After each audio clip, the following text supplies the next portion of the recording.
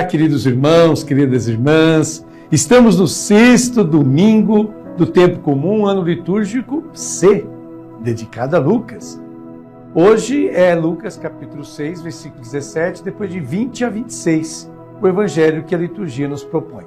O tema da liturgia é: felizes os que não se deixam escravizar pelos bens e pelas riquezas deste mundo. Não haverá pobres no meio de ti. Esta é a vontade de Deus, a qual encontramos expressa no livro de Deuteronômio, no capítulo 15, versículo 4. E que, então, achará sua realização nos Atos dos Apóstolos, onde o evangelista, o mesmo autor do Evangelho de Lucas, escreve que a primitiva comunidade cristã testemunhava com força a ressurreição de Cristo, porque nenhum membro passava necessidade. Por esta razão, os pobres são considerados infelizes, pois é dever da comunidade cristã tirá-los da sua condição de pobreza. Jesus jamais proclamou os pobres bem-aventurados. Os pobres são infelizes e é dever da comunidade cristã retirá-los da sua condição. Encontramos as bem-aventuranças em duas versões nos evangelhos. A primeira no evangelho de Mateus, e são 8. Está em Mateus capítulo 5, versículos de 1 a 12a, onde Jesus se dirige àqueles que devem optar por entrar nessa condição de pobreza. Por isso Jesus fala de pobres de espírito, de força interior. A segunda versão é aquela que está presente no evangelho de Lucas, que examinamos agora, neste domingo, no capítulo 6, do versículo 17 em diante. Ao contrário, aqui em Lucas, a pobreza é uma condição que os discípulos já escolheram. Portanto, Jesus nunca proclama bem-aventurados os pobres, que a sociedade fez. Mas aqueles que, livre e voluntariamente, entraram nessa condição e não são abençoados porque são pobres. São abençoados pela resposta de Deus à sua escolha. Vejam só vocês. Então comecemos. Capítulo 6, versículos 17 e 20. Você já vê aí na sua tela também. Jesus desceu da montanha com os discípulos. Parou num lugar plano. Ali estavam muitos dos seus discípulos e grande multidão de gente de toda a Judeia e de Jerusalém, do litoral de Tiro e Sidônia. E levantando os olhos para os seus discípulos, disse: bem-aventurados vós, os pobres, porque vosso é o reino de Deus. Escreveu o evangelista, abre aspas, vós que fizestes essa escolha, que deixastes tudo e o seguistes, sois abençoados, isto é, plenamente felizes. Fecha aspas. Essa não é uma condição estática, mas dinâmica, em andamento. Porque o reino de Deus é de vocês, isto é, Deus cuida de vocês que optaram por serem pobres, serem humildes. Prossigamos. Lucas capítulo 6, versículo 21 diz: bem-aventurados vós, que agora tendes fome, porque sereis saciados. Bem-aventurados vós, que agora chorais, porque havereis de rir. Esse é o texto. Jesus veio para inaugurar o reino de Deus, uma sociedade alternativa, onde, em vez de acumular para si, se reparte generosamente pelos outros.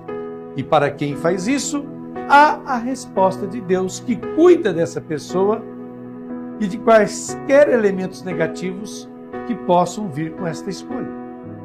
A necessidade e a perseguição são neutralizadas pela ação do Pai. Vejam só. Prossigamos, lendo sempre capítulo 6 de Lucas, agora dos versículos 22 a 23. Bem-aventurados sereis quando os homens vos odiarem, vos expulsarem, vos insultarem e amaldiçoarem o vosso nome por causa do Filho do Homem. Alegrai-vos nesse dia e exultai, pois será grande a vossa recompensa no céu. Porque era assim que os antepassados deles tratavam os profetas. Esse é o texto.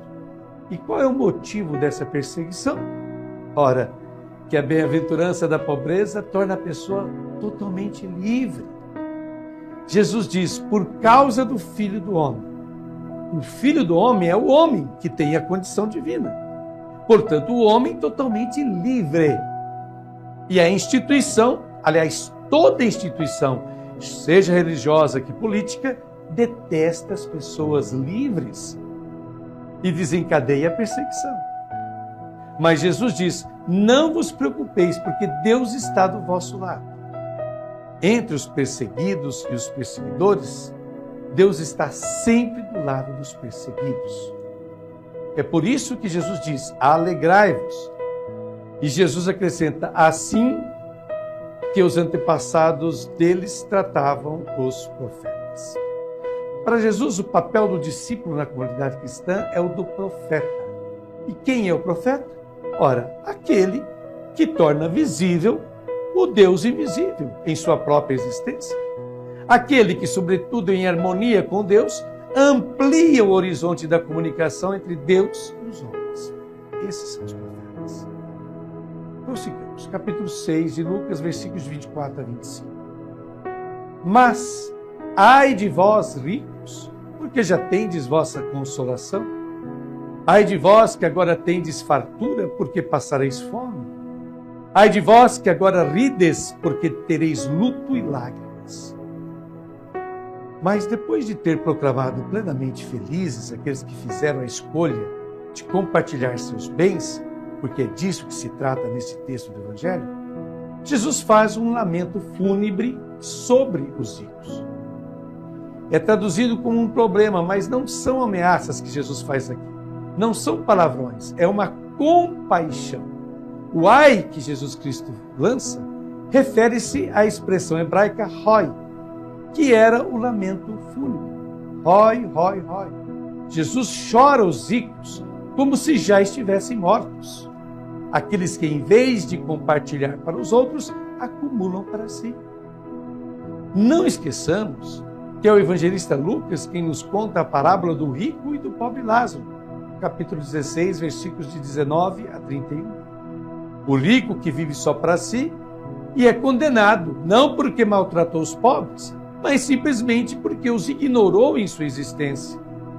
Aqui, Jesus passa a chorar, poderíamos traduzir infelizmente, ou pena de, vós que agora estáis fartos, vós que agora estáis indo.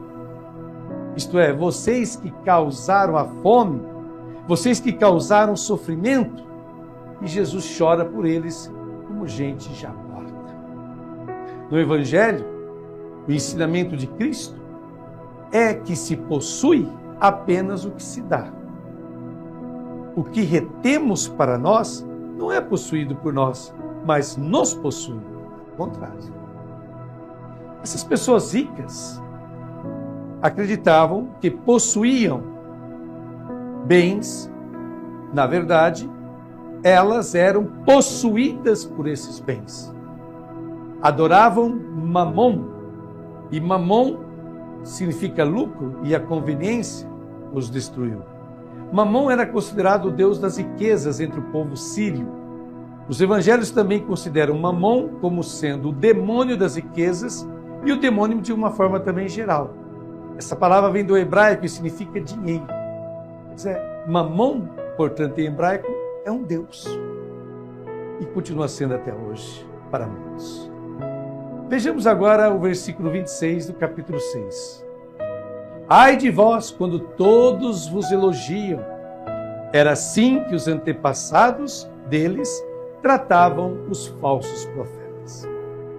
Vejam só, o critério de autenticidade do discípulo, o critério de autenticidade do profeta, pode ser visto pela relação que ele tem com o sistema. Se o sistema lhe elogia, lhe gratifica, lhe recompensa, vê-se logo que você é um falso profeta. Se, por outro lado, o sistema persegue você, significa que você está indo contra a corrente. Você está seguindo Jesus de verdade. Mas é bom saber que só indo contra a corrente você encontrará a água sempre cristalina, sempre fresca, que Jesus pode nos fornecer. Pois bem, depois dessas explicações que nos forneceu o Frei Alberto Matti, biblista italiano, que faz parceria conosco aqui nessas homilias, agora eu apresento a minha reflexão pessoal e começo com uma frase de Mahatma Gandhi. Mahatma Gandhi, que foi filósofo e político da Índia, ele dizia o seguinte: odeio o privilégio e o monopólio. Para mim, tudo que não pode ser dividido com as multidões é tabu. Vou repetir essa frase que é muito interessante. Odeio o privilégio e o monopólio. Para mim, tudo que não pode ser dividido com as multidões é tabu. Então, primeiramente deve ficar bem claro que as bem-aventuranças, seja aquelas de Mateus, seja estas de Lucas, que provavelmente são as mais originais e antigas, foram pensadas e pronunciadas tendo como destinatários os discípulos, as discípulas de Jesus. Jesus fala para aqueles que se sentem vinculados, unidos a Ele, ao seu projeto de reino de Deus. Ele tem consciência de que apenas uma minoria está disposta a ser pobre por opção, por iniciativa, e não por consequência de uma situação social injusta. E ele condena. Jesus não é ingênuo, ressentido ou impotente diante do empobrecimento e da miséria de seus irmãos. Ele possui uma visão intensa da justiça de Deus, que não pode permitir o triunfo final da injustiça.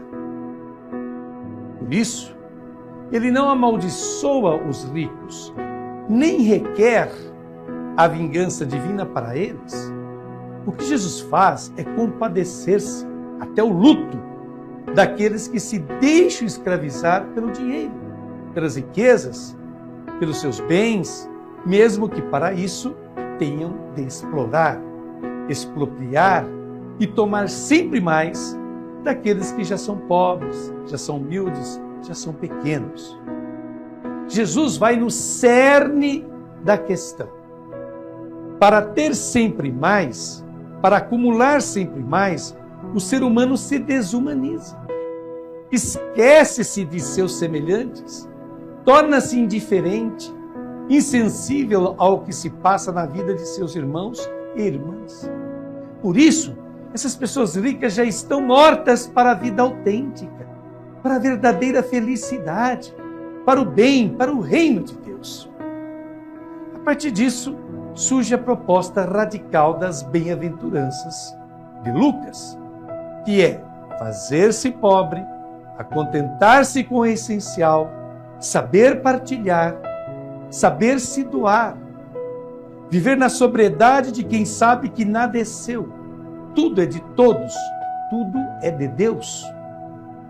No fundo, Jesus pede que seus autênticos discípulos sejam pessoas livres que não se igualem ao pensamento predominante que há neste mundo. Não é por acaso que Jesus respondeu a Pedro, quando este lhe interrogou sobre a recompensa que teriam seus discípulos, aqueles que deixaram tudo, pelo fato de o seguirem.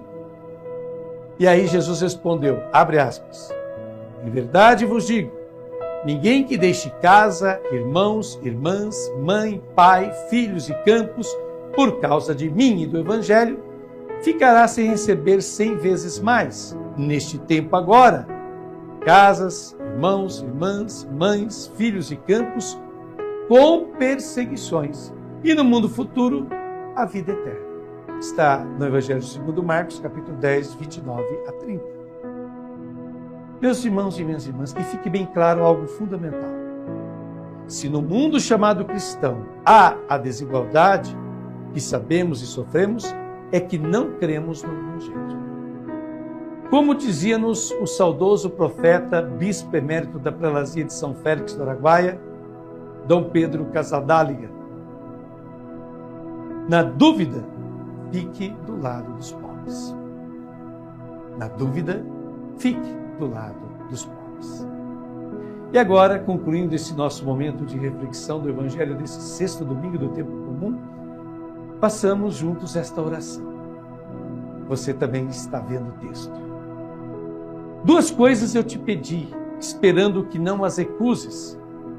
Antes de eu morrer, afasta de mim vaidade e mentira, e não me des indigência nem riqueza, concedendo-me apenas minha porção de alimento. Isto para que, estando farto, eu não seja tentado a renegar-te e comece a dizer: quem é o Senhor? Ou, tendo caído na indigência, me ponha a roubar e profane o nome de meu Deus. Extraído de Provérbios, da Bíblia, capítulo 30, versículos de 7 a 9. Um beijo no coração de cada um de vocês que nos acompanhou. Deus vos abençoe e vos conceda um feliz e santo domingo. Até o próximo final de semana.